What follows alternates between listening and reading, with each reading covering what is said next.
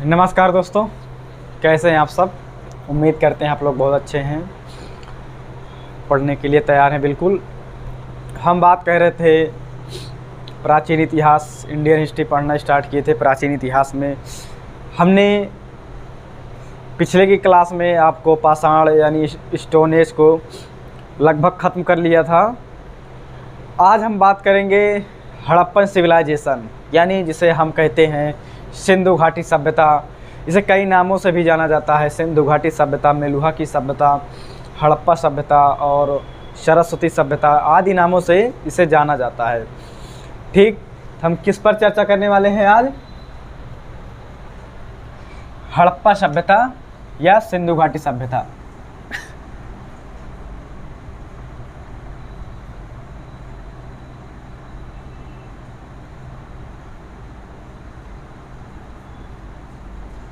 क्या है सिंधु घाटी सभ्यता? सिंधु घाटी सभ्यता का जन्म भारत के उत्तर पश्चिम क्षेत्रों में होता है और इसे वैश्विक संदर्भ में या भारत के अन्य, भारत से अलग क्षेत्र, भारत, अफ़गानिस्तान और पाकिस्तान क्षेत्रों में इसका व्यापक रूप से विकास होता है। एक चीज़ आप हमेशा ध्यान दीजिएगा, जब हम इतिहास पढ़ते हैं और सभ्यताओं का अध्ययन करते हैं तो हम उसमें ये देखते हैं कि जितनी भी सभ्यताओं का विकास हुआ है वो सारी सभ्यताएं नदी के किनारे ही हुई हैं। आप देख लीजिए, जैसे पहला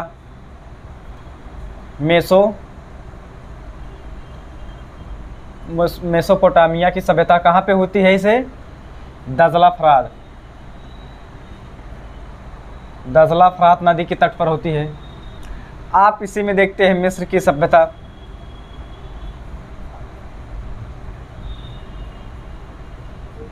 मिस्र की सभ्यता जब पढ़ते हैं तो ये इसका विकास कहाँ पे होता है? नील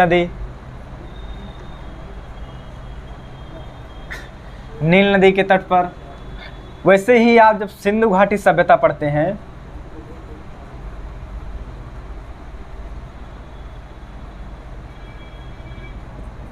कहाँ पर इसका विकास होता है? सिंधु नदी के तट पर।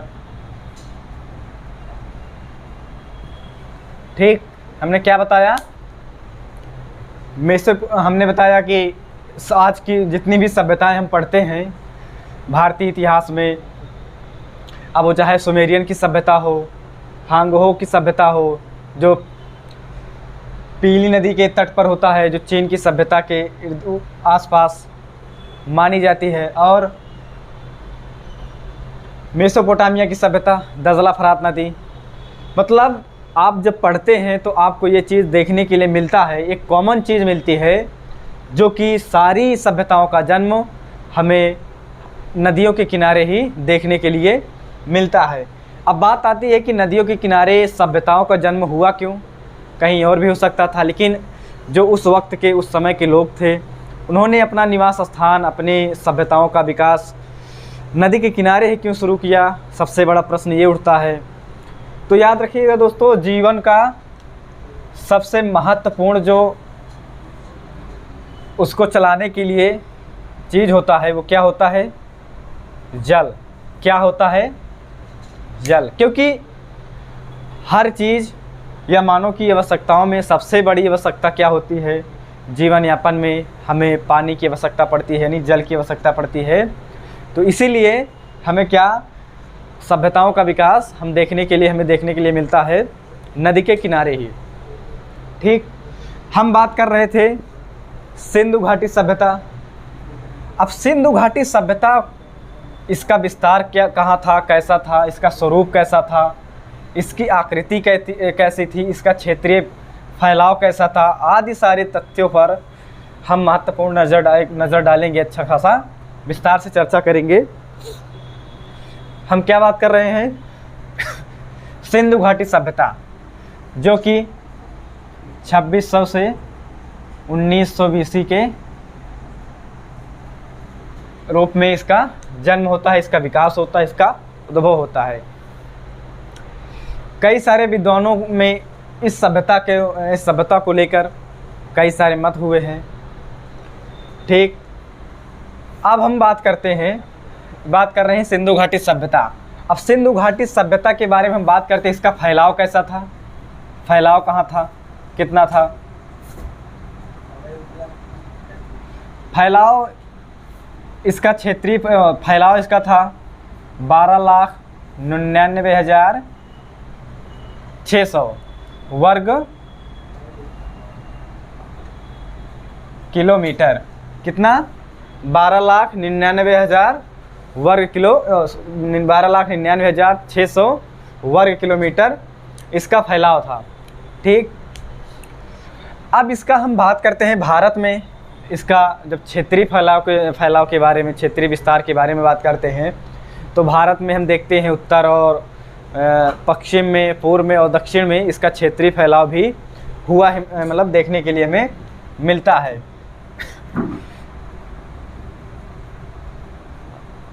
क्षेत्रीय, जब हम बात करते हैं क्षेत्रीय फैलाव की तो हम भारत में, मान लीजिए ये भारत है,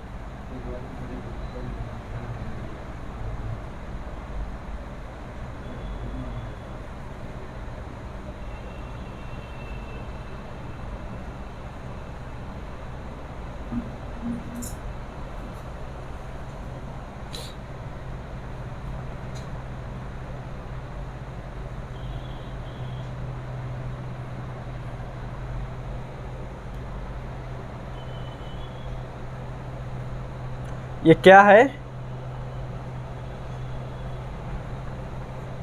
ये क्या है हमारा भारत। देखने भारत में हम क्या देखते हैं, ये क्या है जम्मू कश्मीर, इसमें हम देखते हैं महाराष्ट्र। यह दायमाबाद कहाँ पे है? महाराष्ट्र में।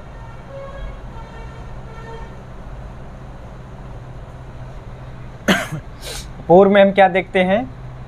आलमगीरपुर,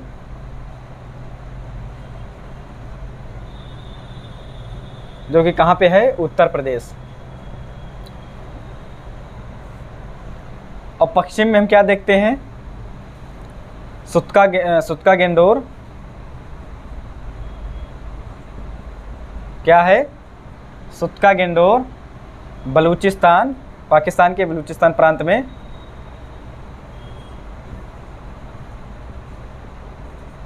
के रूप में ये फैली है।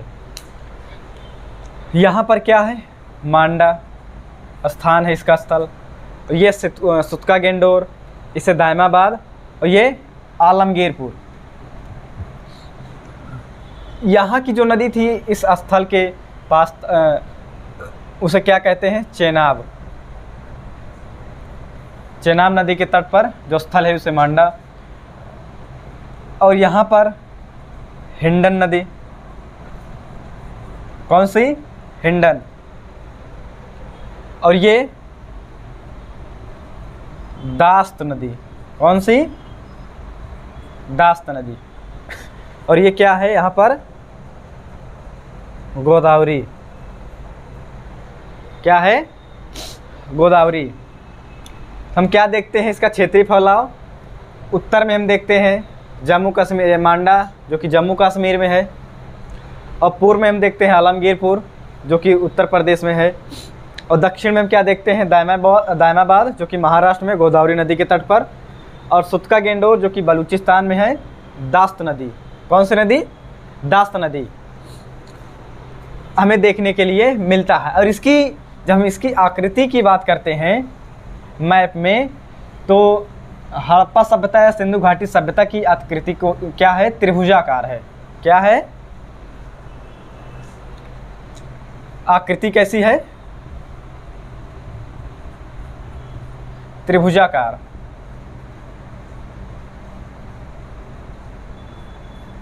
कैसी आकृति है? त्रिभुजाकार। और इसका स्वरूप कैसा है? यह प्रकृति शहरी। हड़प्पा सभ्यता को कांस्यकालीन सभ्यता भी कहते हैं। क्या कहते हैं?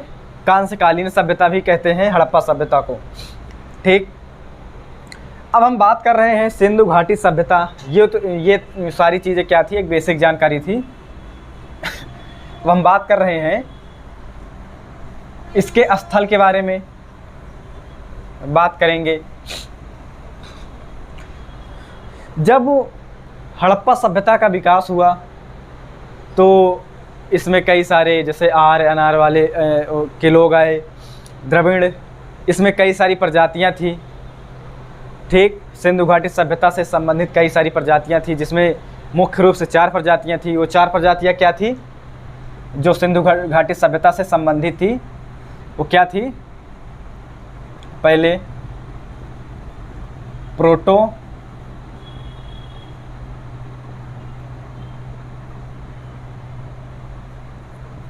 ऑस्ट्रेलाइड और दूसरा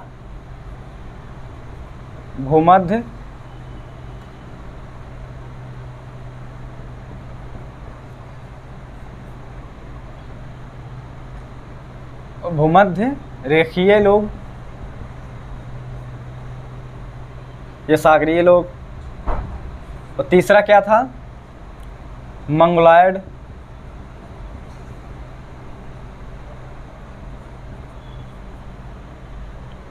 और चौथा अल्पाइन। ये 4 प्रजातियां थी सिंधु घाटी सभ्यता से संबंधित जो निवास कर रही थी। उसमें 4 प्रजातियां बटी थी, जो कि मैंने बताया, ऑस्ट्रेलाइड, दूसरा भूमध्य सागरीय रेखीय, मंगोलॉयड और अल्पाइन। ठीक। अब हम बात करते हैं हड़प्पा या सिंधु घाटी सभ्यता से संबंधित इसके स्थल के विषय में।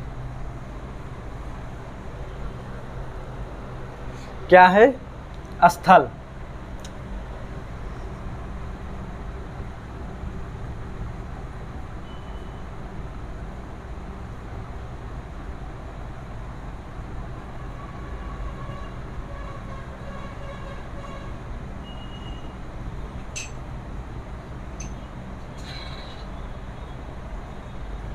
से स्थल। अब हम स्थल पर बात करेंगे, जिसमें कई सारे स्थल हैं। हड़प्पा, मोहनजोदड़ो, चनहूदड़ो, लोथल, बनावली, कालीबंगा, धौलावीरा, राखीगढ़ी और सुरकोतदा। ये सारे स्थल पर हम बात करने वाले हैं। तो चलिए देखते हैं। पहले हम क्या देखेंगे?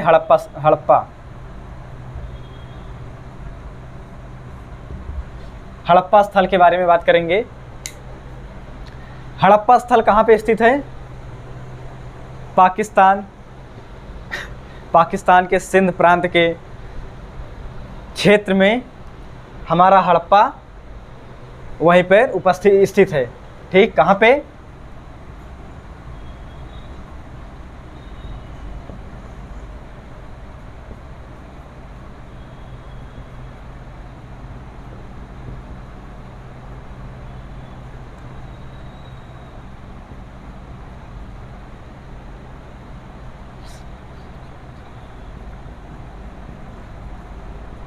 पाकिस्तान के सिंध क्षेत्र में स्थित है।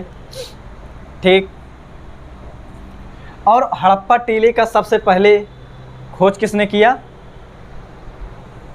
जॉन मेसन ने हड़प्पा टीले का सर्वप्रथम खोज किया 1863 ईस्वी में। जॉन मेसन ने हड़प्पा टीले का खोज किया। 1863 में जॉन मेसन ने हड़प्पा टीले का खोज किया। दूसरा, हड़प्पा किस नदी के किनारे पे है? यह रावी नदी के तट पर स्थित है। और इसका उत्खनन कार्य किसने प्रारंभ किया नियमित रूप से? 1921 ईस्वी में दयाराम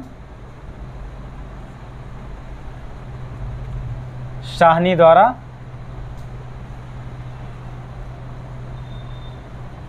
उत्खनन कार्य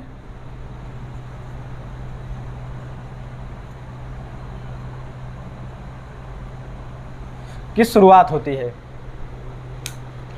ठीक, हमने क्या बताया,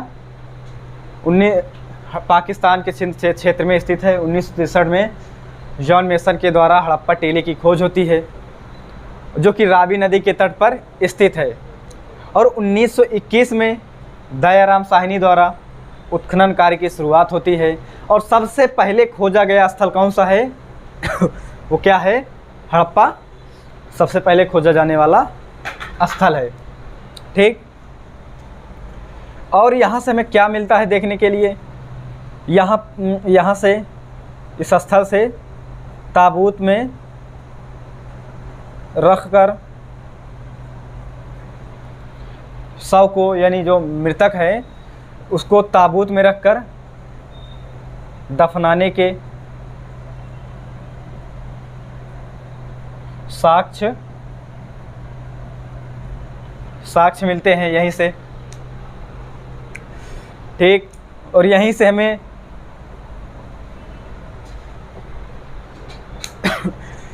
पीतल की इक्का गाड़ी मिलती है देखने के लिए। और इसी के साथ हमें स्त्री के गर्भ से मिट्टी की मूर्तियाँ निकलती हुई दिखाई गई हैं। ठीक, पीतल की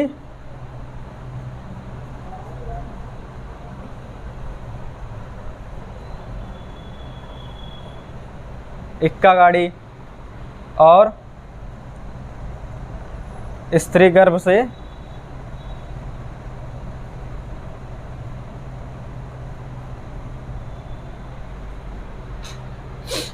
से निकलते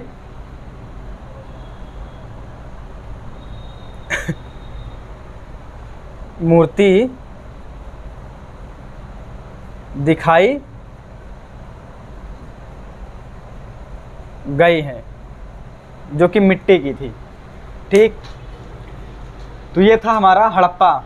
और हड़प्पा जो स्थल है वहाँ के आवास हैं। आवास के पश्चिम क्षेत्र को इतिहासकार आवास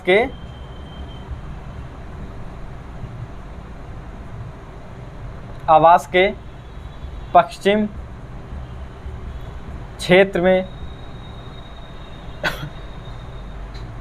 दक्षिण क्षेत्र में उपस्थित जो कब्रिस्तान है उसे R37 नामक समाधि नाम दिया गया है। क्या? R37 नामक समाधि के नाम से इसे जाना जाता है। ठीक, और इसी को जो हड़प्पा स्थल है उसकी सुरक्षा के लिए जो व्यवस्थाएं की गई थी उसको मार्टिमर व्हीलर द्वारा माउंट एबी की संज्ञा दी गई। किसकी? जो हड़प्पा के सुरक्षा के रूप में व्यवस्था की गई थी उसको माउंट एबी की संज्ञा दी गई है। ठीक, तो ये था हमारा हड़प्पा स्थल। हमने क्या क्या बताया? पाकिस्तान के सिंध क्षेत्र में स्थित 1863 के जॉन मेसन हड़प्पा टीले की खोज की, रावी नदी के तट पर उपस्थित है। 1921 में दयाराम साहनी द्वारा इसका उत्खनन कार्य शुरुआत होती है। यहाँ से ताबूत में रखे गए दफनाने के साक्ष्य मिलते हैं। साथ ही पीतल की इक्का गाड़ी और स्त्री गर्भ से निकलते हुए मिट्टी की मूर्तियाँ दिखाई गई हैं। ठीक, ये थी हड़प्पा स्थल के विषय में। अब हम आते हैं मोहनजोदड़ो।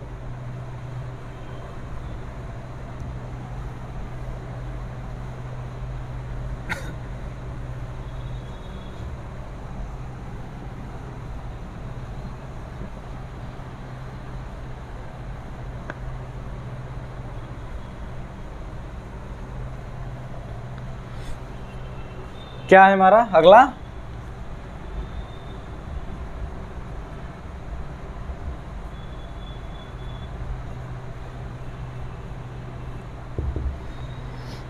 मोहनजोदड़ो। अब हम बात कर रहे हैं मोहनजोदड़ो। मोहनजोदड़ो का शाब्दिक अर्थ क्या होता है? मृतकों का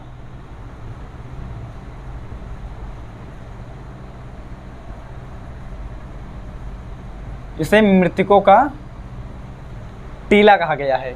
क्या कहा गया है? मृतकों का टीला। इसी स्थल से, मोहनजोदड़ो स्थल से हमें विशाल स्नानागार, विशाल स्नानागार देखने के लिए मिलते हैं। यहीं से हमें विशाल अन्नागार, विशाल स्नानागार के विषय में ये धर्म संबंधी व्याख्या करता है।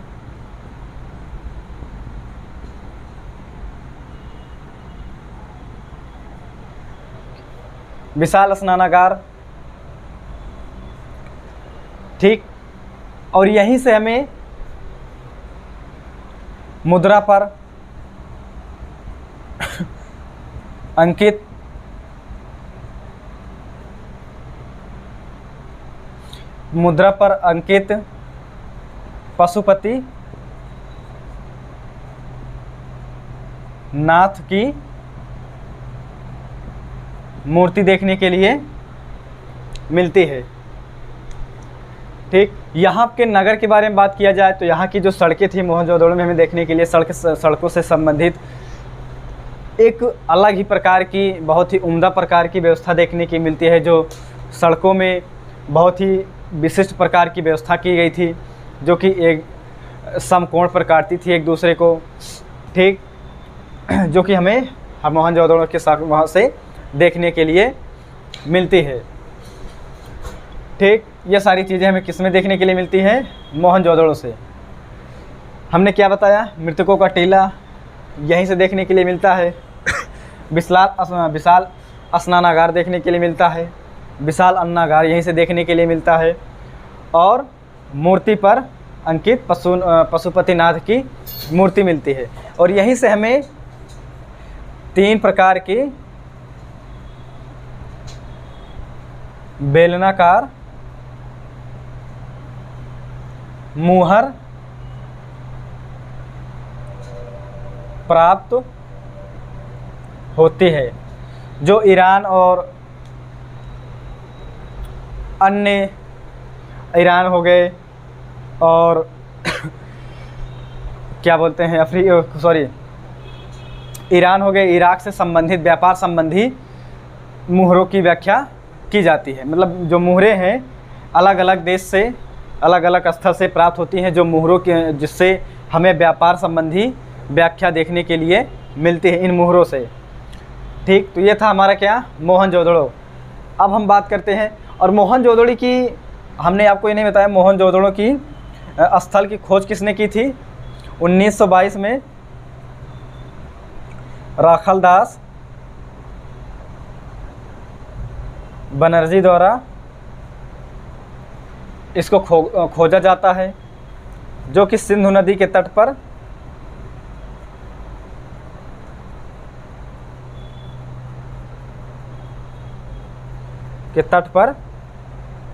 स्थित है। क्या है? सिंधु नदी के तट पर स्थित है। 1922 में राखालदास बनर्जी द्वारा मोहनजोदड़ो को खोजा जाता है। ये था हमारा मोहनजोदड़ो। अब हम बात करते हैं चनहुदड़ो के बारे में।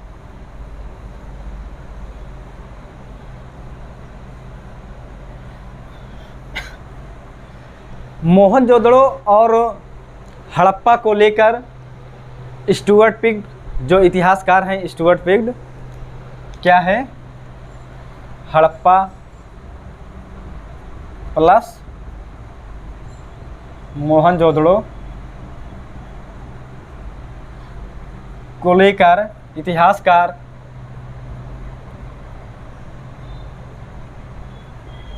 स्टुअर्ट पिग्ड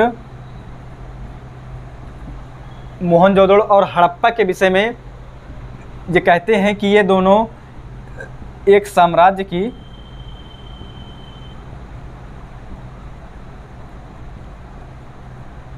जुड़वा राजधानी थी। ठीक, क्या कहा? एक साम्राज्य की जुड़वा राजधानी थी। किसको? हड़प्पा और मोहनजोदड़ो के बारे में किसने कहा? स्टुअर्ट पिक्ड, जो कि इतिहासकार हैं, इन्होंने इसकी व्याख्या की। ठीक, अब हम बात करते हैं चनहूदड़ों पर।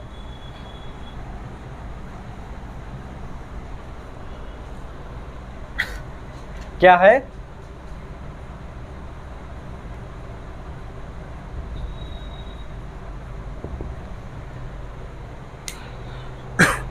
चनहूदड़ो, इसकी खोज किसने किया? एमजी मजूमदार ने इस स्थल को खोजा। किसने?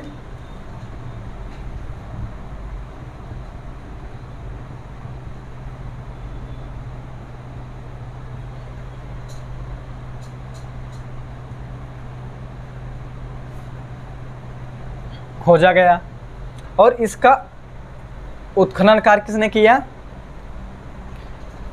मैके, अर्नेस्ट मैके।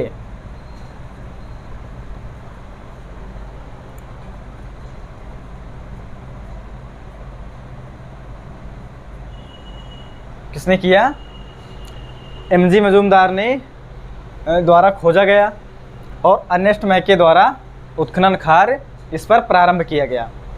और इसकी विशेषता क्या थी? यहाँ से क्या मिला हमें?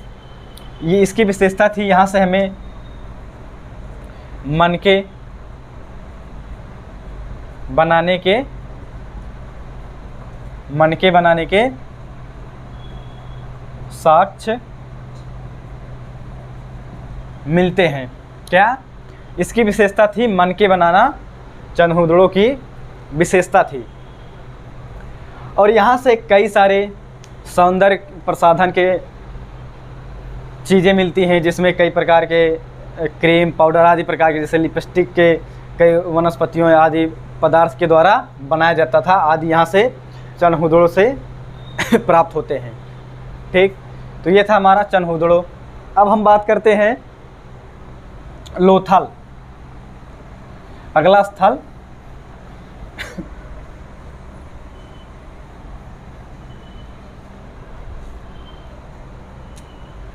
लोथल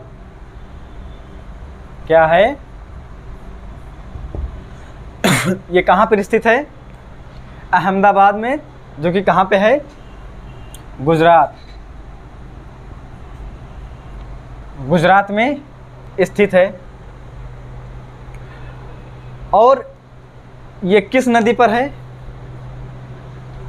भोगवा नदी पर। किस नदी पर?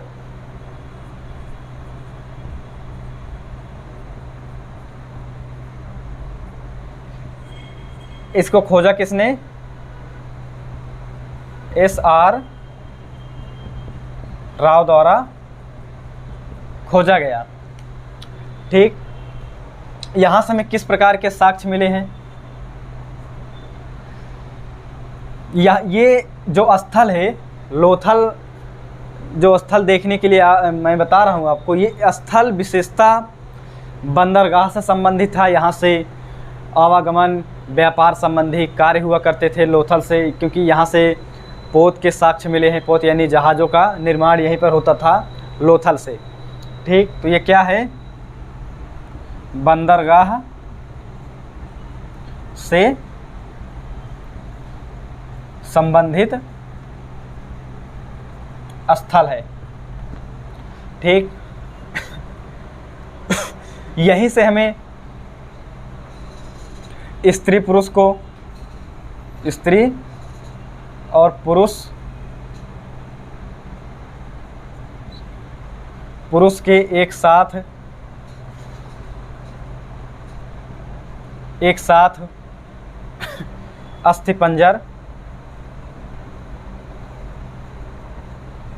अस्थिपंजर मिले हैं।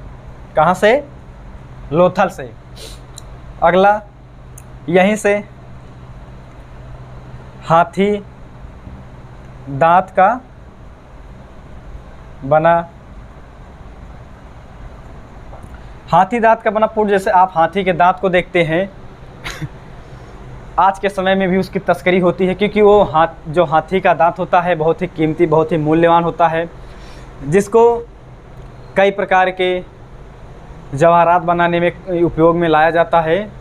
तो लोथल से हमें हाथी दांत के बना पुट भी देखने के लिए मिलता है, जो कि कुछ ऐसा आप देखते हैं, हाथी के दांत ऐसे ही होते हैं।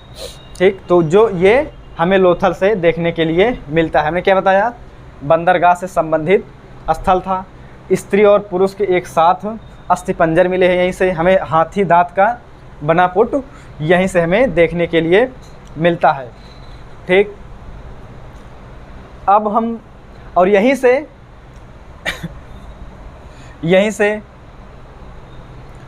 गोदीवाड़ा देखने के लिए मिलता है। क्या मिलता है, गोदीवाड़ा मिलता है। क्या मिलता है, गोदीवाड़ा लोथल स्थल से हमें मिलता है, जिसे डॉकयार्ड भी कहते हैं। ठीक, तो ये था हमारा लोथल। अब हम बात करते हैं कालीबंगा।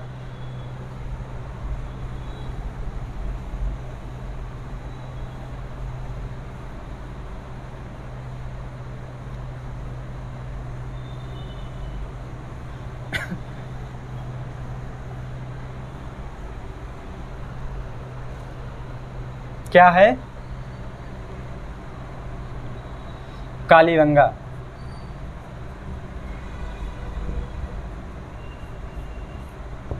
जो कि ये कहाँ पर है, राजस्थान में स्थित है।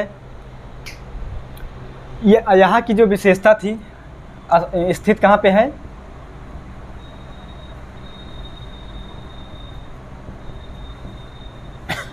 राजस्थान में इसकी उपस्थिति है। और इसकी विशेषता क्या थी, यहाँ से हमें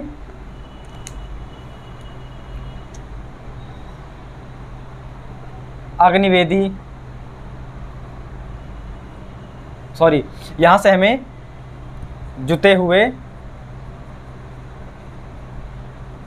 खेत के साक्ष्य मिलते हैं। और यहीं से कालीबंगा स्थल से हमें तीन प्रकार के अंतिम संस्कार देखने के लिए मिलते हैं।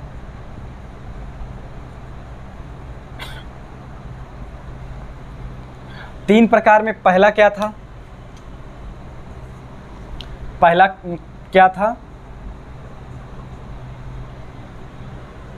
पूर्ण समाधान। क्या था, पूर्ण समाधान। दूसरा था आंशिक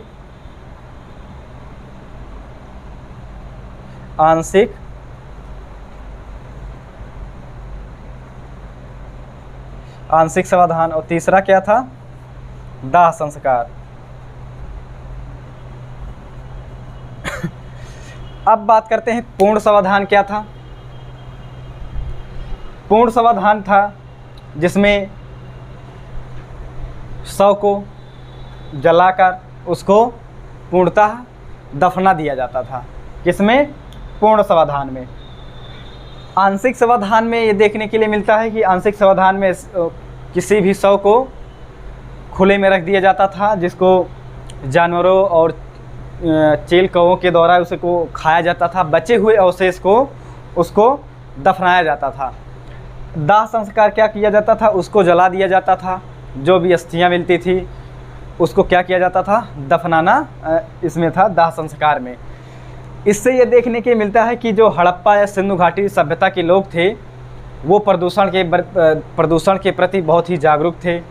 इनसे होने वाली बीमारियों के प्रति बहुत ही जागरूक थे, क्योंकि उनको पता था अगर किसी भी शव को अगर खुले में रखा जाए तो वो प्रदूषण का कारण बन जाती है, जिससे बीमारी महामारी फैलती है समाज में। तो इन सब चीज़ों के प्रति वो बहुत ही जागरूक थे, इसीलिए वो कई प्रकार के समाधानों का उपयोग करते थे। ठीक, तो ये था हमारा कालीबंगा। अब आते हैं हम बनावली,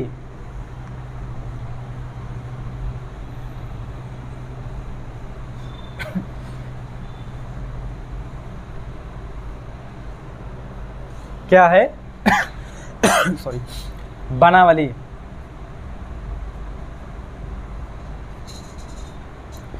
कहाँ पर है? ये हरियाणा के हिसार जिले में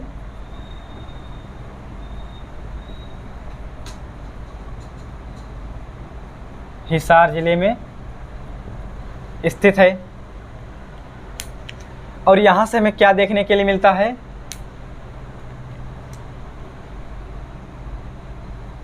मिट्टी के बने हल। क्या? मिट्टी के बने हल देखने के लिए मिलते हैं। कहाँ से? बनावली स्थल से। अब हम बात करते हैं इसी के साथ अगला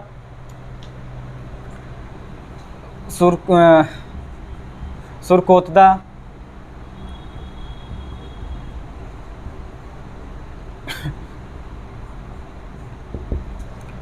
सुरकोतदा, इस स्थल की खोज किसने की थी? जगपति जोशी द्वारा खोजा गया।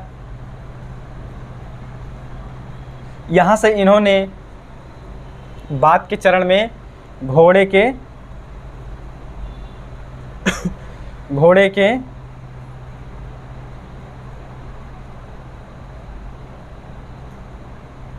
घोड़े की अस्थियां पाई। और इन्होंने कहा कि यहाँ पर हड़प्पा वासी जो हैं घोड़े के ज्ञान से परिचित थे। लेकिन कई सारे विद्वान का मानना है, बहुमत कहता है कि हड़प्पा वासी घोड़े के ज्ञान से परिचित नहीं थे। घोड़े जो हैं वो बाद के चरण है, जब वैदिक काल आता है उसमें घोड़ों का उपयोग किया जाता था। लेकिन आज का जो बहुमत विद्वान मानता है हड़प्पा वासी घोड़े के ज्ञान से परिचित नहीं थे। ठीक, तो क्या जगपति जोशी ने सुरकोतदा नामक स्थल से घोड़े की अस्थियां पाई। ठीक, अगला क्या आता है हमारा? रंगपुर। यहाँ से क्या देखने के लिए मिलता है? ये रंगपुर नहीं, रोपण है। यहाँ से हमें क्या देखने के लिए मिलता है?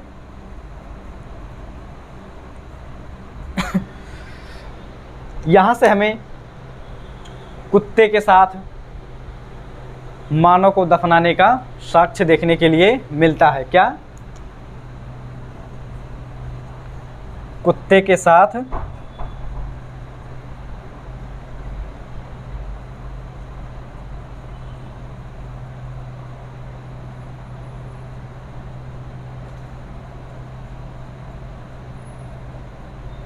साक्ष्य कहाँ से मिलते हैं? रोपड़ जो कि पंजाब में स्थित है। क्या मिलते हैं? कुत्ते के साथ मानव को दफनाने के साक्ष्य हमें रोपड़ नामक स्थल से देखने के लिए मिलता है। अब इसके बाद क्या आता है हमारा?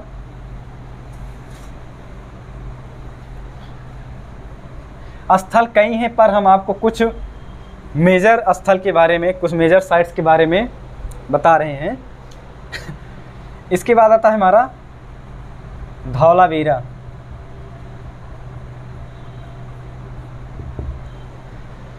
धौलावीरा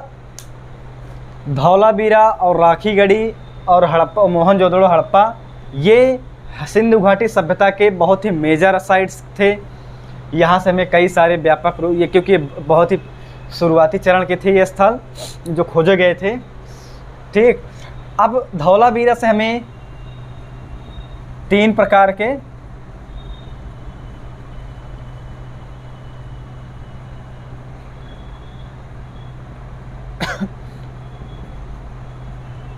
नगर नियोजन के साक्ष्य देखने के लिए, प्रकार के नगर नियोजन व्यवस्था देखने के लिए मिलती है।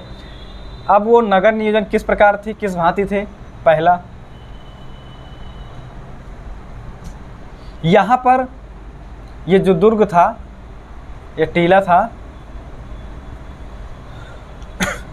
यहाँ पर पुरोहित लोगों का निवास स्थान था और यहाँ पर व्यापारियों का निवास स्थान था और यहाँ पर जन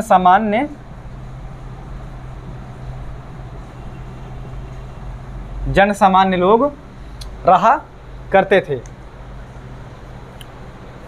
अब हम यहाँ से जो धौलावीरा की हम बात कर रहे हैं, धौलावीरा से हमें पूरे सिंधु घाटी स्थल से यहाँ पर जो धौलावीरा स्थल था, यहाँ पर विश्व की सबसे बड़ी हड़प्पा संबंधी लिपि, सबसे बड़ी लिपि मिलती है, जो कि 10 बड़े अक्षरों के रूप में देखा जाता है। यहाँ से विशाल जलाशय के साक्ष्य मिलते हैं।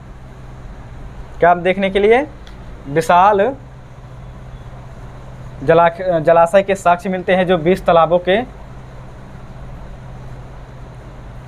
रूप में देखा जाता है। ठीक, तो ये था धौलावीरा। अगला आता है हमारा राखीगढ़ी।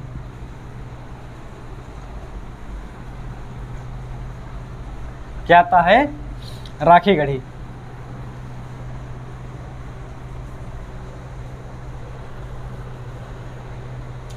अभी हम सिर्फ आपको स्थल के बारे में बता रहे हैं।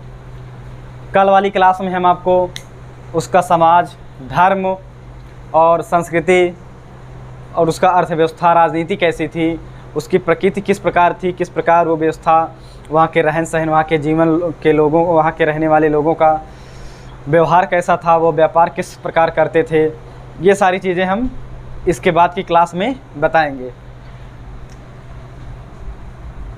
अगला क्या है? राखीगढ़ी। क्या है? राखीगढ़ी। राखीगढ़ी सब स्थल हड़प्पा सिंधु घाटी सभ्यता के जितने भी स्थल हैं, उन सभी स्थलों में सबसे बड़ा स्थल क्या है? आपका राखीगढ़ी।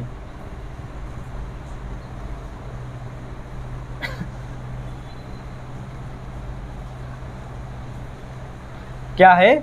ये सबसे बड़ा स्थल के रूप में देखा जाता है।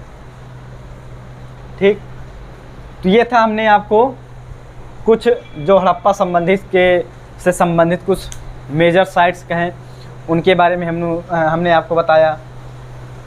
अब हम बात करते हैं हड़प्पा की। हमने बताया कि हड़प्पा की प्रकृति कैसी थी, उसका स्वरूप कैसा था। तो उसका स्वरूप हमने बताया नगरी थी, यानी यह प्रथम हड़प्पा सभ्यता को या सिंधु घाटी सभ्यता को प्रथम नगरीय क्रांति कहा जाता है। नगरीय क्रांति क्यों कहा जाता है? क्योंकि इसके पीछे के रीजन्स भी हैं। रीजन्स क्या हैं? क्योंकि यहाँ पर बहुत ही रहन सहन, जीवन में कई सारे बदलाव आए और इसका क्रमिक रूप से विकास हुआ। इसके रहन सहन में कई प्रकार के परिवर्तन हुए। ये सारी चीज़ें बहुत ही नवीन रूप से देखने के लिए हमें किस में देखने के लिए मिलता है? हड़प्पा सभ्यता में, सिंधु घाटी सभ्यता में हमें देखने के लिए मिलता है। ठीक, और यहाँ पे जो श्रम विभाजन था, हमें यहाँ पे भी ये भी देखने के लिए मिलता है। व्यापार संबंधी कई इस प्रकार के लोग यहाँ से व्यापार बाहरी देश से भी करते थे। ये सारी चीज़ें हमें हड़प्पा सभ्यता से देखने के लिए मिलती थी, जो कि एक समुचित व्यवस्था थी। यहाँ पे गार्डन चार्ट 10 प्रकार के नगरीकरण के सिद्धांत देते हैं। ठीक, हमने क्या बताया? हड़प्पा सभ्यता की में टीले थे, जो उसका प्रकृति स्वरूप कैसा था? एक उच्च टीला हुआ करता था, एक निम्न टीला हुआ करता था। क्या था? इसे क्या कहते थे? ऊपरी टीला। ऊपरी टीला। और इसे क्या कहते थे? निचला टीला। यहाँ पर सामान्य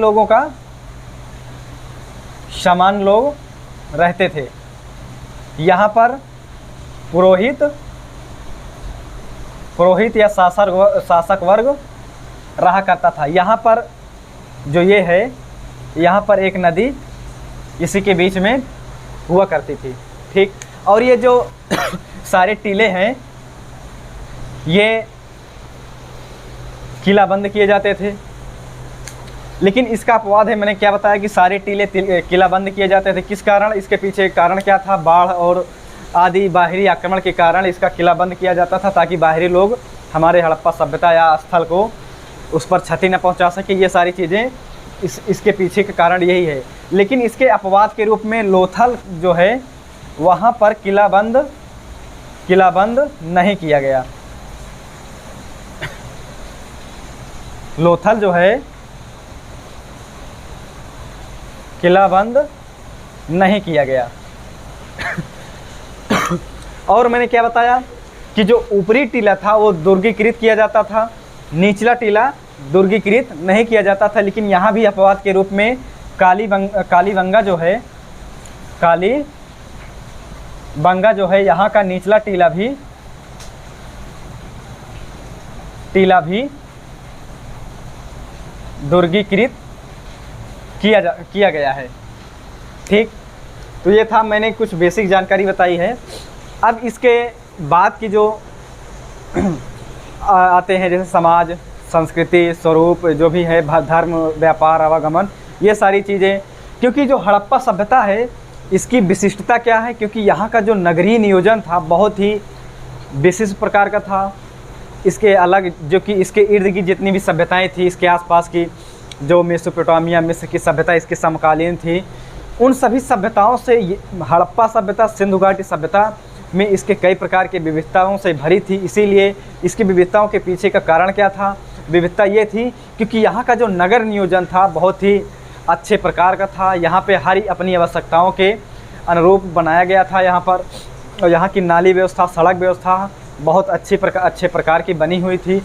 गंदगी आदि सारी चीज़ों को, प्रदूषण को ध्यान में रखते हुए, सड़क दुर्घटनाओं को देखते हुए, मैंने बताया कि वहाँ पे सड़क एक दूसरे को समकोण पे काटती थी, आदि सारी चीज़ों को देखते हुए यहाँ पर निर्माण किया गया था। इसीलिए हड़प्पा सभ्यता जो है नगरीकरण इसीलिए कहा जाता है क्योंकि यहाँ का नगर नियोजन जो था इसके आसपास की, इसके समकालीन सभ्यताओं से बहुत ही विविध प्रकार की विशिष्टता इसमें देखने के लिए मिलती है। तो आज की क्लास में हम आपको यहीं तक पढ़ाएंगे। इसके आगे की क्लास में हम आपको इसके विभिन्न आयाम के बारे में बताएंगे। इसके समाज, संस्कृति, धर्म, अर्थव्यवस्था, राजनीति कैसी थी, इसका राजनीतिक स्वरूप था कैसा, ये सारी चीज़ें, यहाँ की लिपि कैसी थी, हम इस सारी चीज़ों के विषय में कल चर्चा करेंगे। मिलते हैं अगली क्लास में। Thank you.